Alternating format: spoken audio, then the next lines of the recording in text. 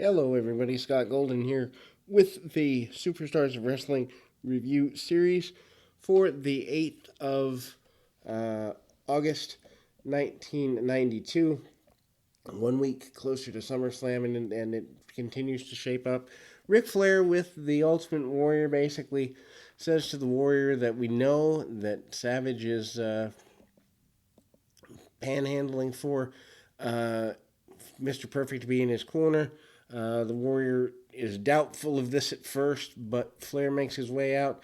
Basically says the Warrior needs to consider that they will be in whatever corner pays the most. Indirectly is how he says it. And Flair talks about Perfect being willing to accept other offers. Ric Flair is masterful here. Worth going out of your way to check this out. I don't know why Flair was not part of SummerSlam in a match. But what I can say is he was part of one of the most, he and Kurt Hennig actually, was part of one of the most talked about segments of the summer with where they were going to side. Paul Van Dale has a very impactful match here as Razor Ramon, the man in black and gold, makes his debut here this week, toothpick and chains and all. And certainly Razor Ramon, otherwise known as Scott Hall, had been around for a while in WCW and other places. But this is his run at the big time. Hard shots in the corner and a big kick by Razor. Razor goes on to be probably one of the most influential people in my life. I can tell a short story that I met Razor Ramon probably 11, 12 years old, and I had mentioned to him, even with my disability, I'm wheelchair bound, that I wanted to be part of the business someday, and he hugged me and said, dreams do come true, and it's possible. And I know that sounds like a Hallmark card, but in reality, big part of the reason I ever got into the business was the influence of that conversation.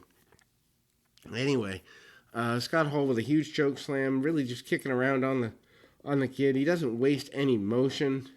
Really arrogant back suplex from the middle rope on the inside. Just what's really interesting is Hall uses, big moves. The Razor's Edge, modified powerbomb finish, and everything that he does, really impactful. Van Dale makes him look like $1 million, and he gets an easy victory here. But even there, probably as a kid, I don't remember watching this match as a kid, but I remember catching on to Razor really, really quickly. I would even say by 1993, beginning of 93, he was probably one of my favorite guys. So it really took about 3 or 4 months on television for him to be considered unbeatable. Stu and Helen Hart comment actually more Helen. Helen's tearing up at the thought of having to choose sides in her family. Doesn't know how everything will go back to normal. And that's a pretty big deal. The Natural Disasters are your tag team champions.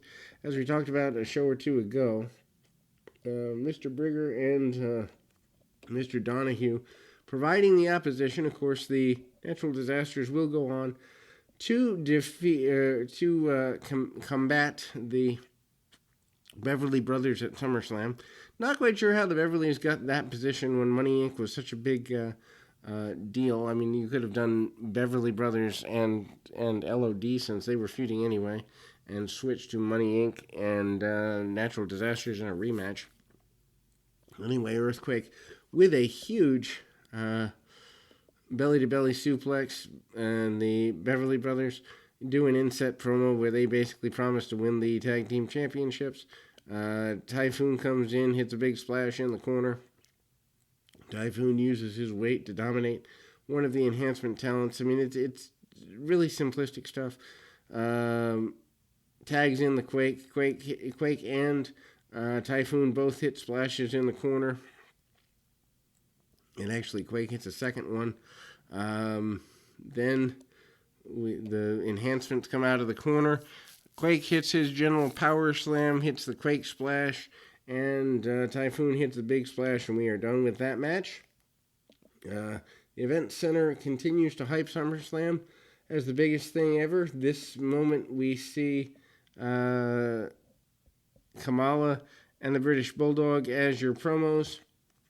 The hype of The Undertaker trying to manipulate things but needing Kamala to calm down. Undertaker is looking for trouble, according to Harvey Whippleman. Bulldog says he doesn't want to back down, even though it's family. The family will come back together, but he'll do anything not to lose. To Bret Hart, coming up at SummerSlam, Kamala faces perennial enhancement talent Russ Greenberg. Kamala out with the shield and the spear. Kamala uses the double-handed choke, among other strikes, chops, and the like. Really basic stuff.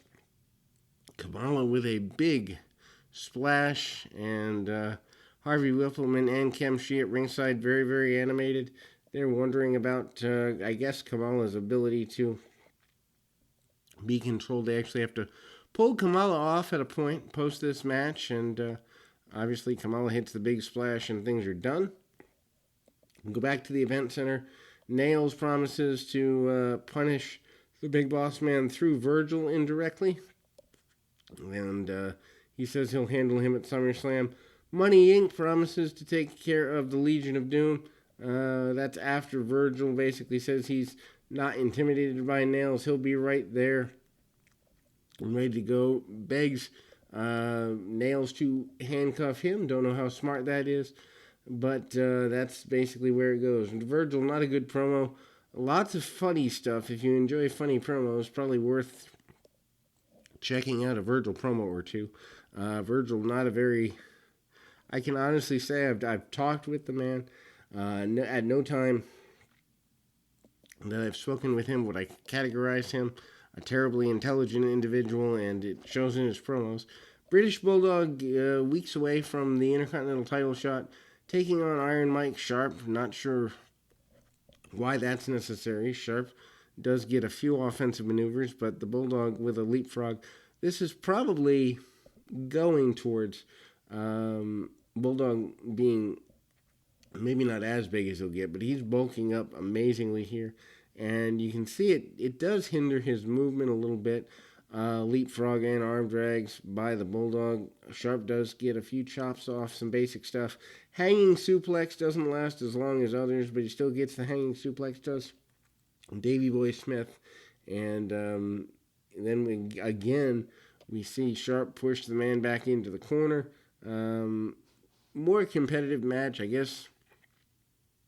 This is more enhancement talent to the stars, but obviously Bulldog gets the win with the running power slam. Mean Gene Okerlund does the SummerSlam report.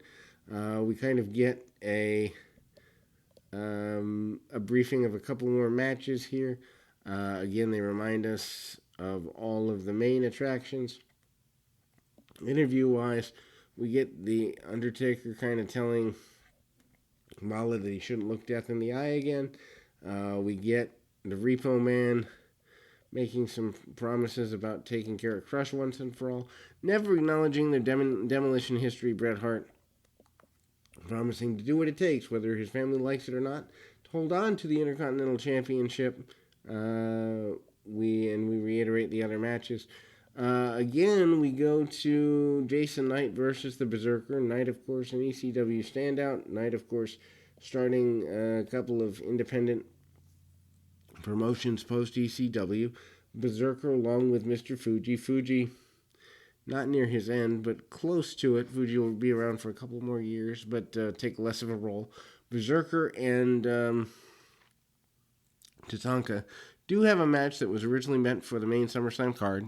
That does not happen in that way. I believe it is on Coliseum Video or aired on Primetime Wrestling later. The match does not air on pay-per-view, though. Time constraints and the like. Big kick by Berserker on the adversary known as Jason Knight. Ties him up in the ropes, kicks him pretty hard, and then launches him over the top rope. Gets the count-out victory. Not sure how the count-out victory thing ever worked with bigger opponents. I assume that at house shows, I don't remember seeing the Berserker very much at house shows. Maybe he was on a B loop or something, but I don't remember much of it. But so I don't know if he ever beat bigger level guys with that type of maneuver. Event Center with Crush and the Natural Disasters.